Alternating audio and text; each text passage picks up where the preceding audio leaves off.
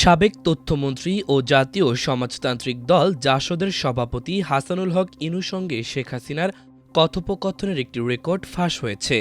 ধারণা করা হচ্ছে রেকর্ডটি গত বছরের জুলাই আন্দোলনের সময়কার। রোববার সেই রেকর্ডটি সাংবাদিক জুলকারনাইন সায়ের নিজের ফেসবুক আইডিতে পোস্ট করেন। এরপরই সোশ্যাল মিডিয়ায় দ্রুত ছড়িয়ে পড়ে।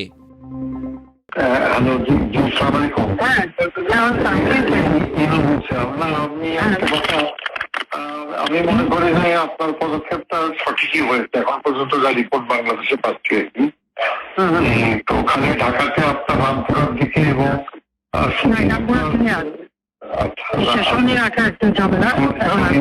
কিছু বন্যারায়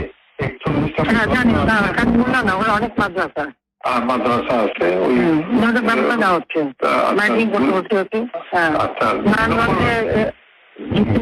আর্মিকে আমরা 36 রানা মারছি। ও আচ্ছা, আমি বলছি ক্যাজুয়ালের দরকার নাই, ওরা ব্যারিকেড নিয়ে আসে তো আকাশ থেকে নামবে, তার যে পাইতে ধরবে। আচ্ছা, মেসেজটা দিয়ে দিতে পারেন। আচ্ছা, 36 রানা পাঠানো হচ্ছে, হেলিকপ্টার দিয়ে সোজা বম্বিং করা হবে। আচ্ছা, ঠিক আছে। হেলিকপ্টার উপর দিয়ে মারবে। আচ্ছা, উপর থেকে সাউন্ড বম যাবে আর কি।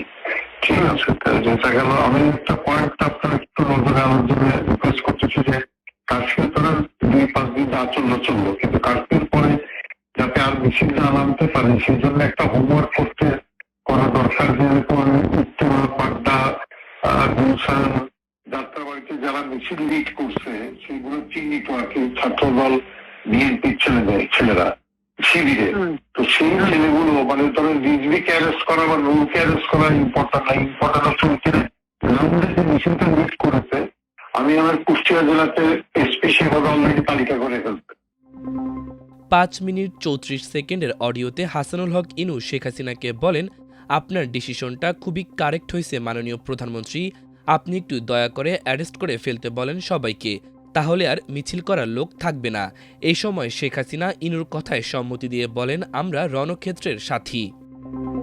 ওখানে কোনো সংঘর্ষ হয়নি, একটা ছবিতে খালি একজনের পায়ে লাগবে, উনি ম্যানেজ করছে অলরেডি কম্পিউটারে বসে ছবি দেখে ছেলেগুলোর তালিকা করতেছে। আমি বললাম যে ছেলেগুলোকে আজকে রাত্রের ভিতরে পিক আপ করে দাও, মিছিলটা লিড না করতে পারে। আমি ঢাকা শহরের জন্য বলছি যে আপনার গোয়েন্দারা নিশ্চয়ই তালিকাটা করতে পারবে যে উত্তরায় কারা।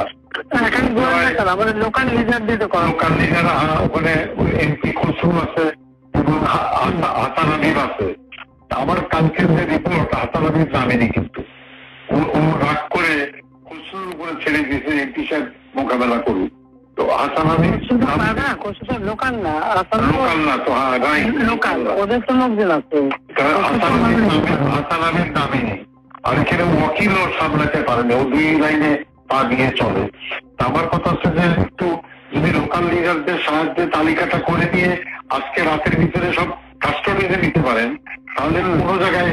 আর মোহাম্মদপুরে একটা পায়খানা ছিল, কালকে আপনি রাত 12টায় যে খুব ভালো করছেন, আজকে কিন্তু বড় ঘেরাও করতো, কিন্তু মোহাম্মদপুরের ওখান থেকে রেডি হচ্ছিল কালকে, মানে এইটা।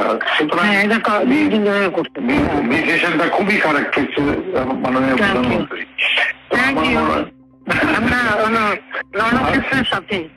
রণক্ষেত্রের সাথে তো আপনি একটু দয়া করে মানে এই পিক আপটা করতে বলেন, উপরে ওইটা একটু হোমওয়ার্ক করতে বলেন, করে অ্যারেস্ট করে ফেলতে বলেন আজকে। মানে সবই অ্যারেস্ট করে ফেললে আর মিছিল করার লোকটা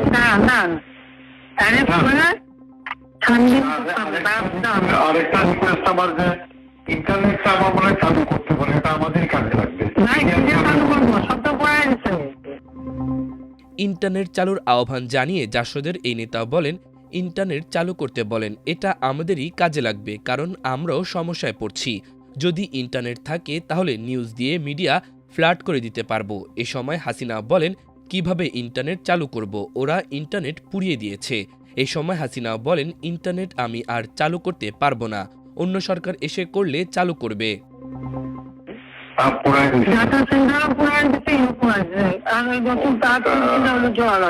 তো এটা হলে আমাদেরও মানে এই যে আমি যে কথাটা বলার চেষ্টা, আমি 71-এ 8টার সময় যাবো, একা কথা বলবো। আমি বলবো যে সরকারের সঙ্গে কোটা আন্দোলনকারী কোনো বিরোধ নাই, সরকারের সঙ্গে বিরোধ হচ্ছে নাশকতাকারী বিএনপি জামাতের। বলেছেন এই জিনিসটা প্রোপাগান্ডা আনতে হবে। যদি ইন্টারনেট থাকে, গণমাধ্যম দিয়ে আমরা পুরো নিউজে ট্র্যাক করে দিলাম যে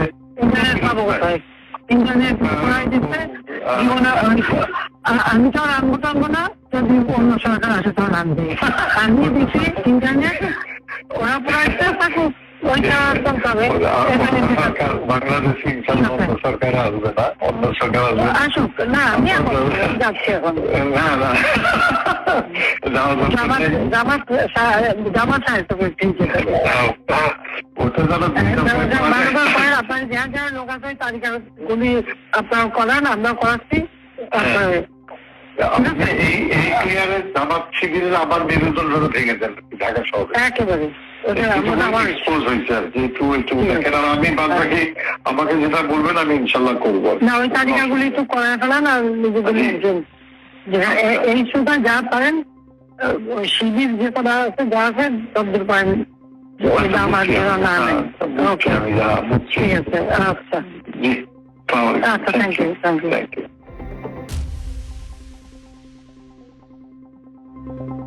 এই সময় ইনু বলেন, বাংলাদেশে আর অন্য সরকার আসবে না।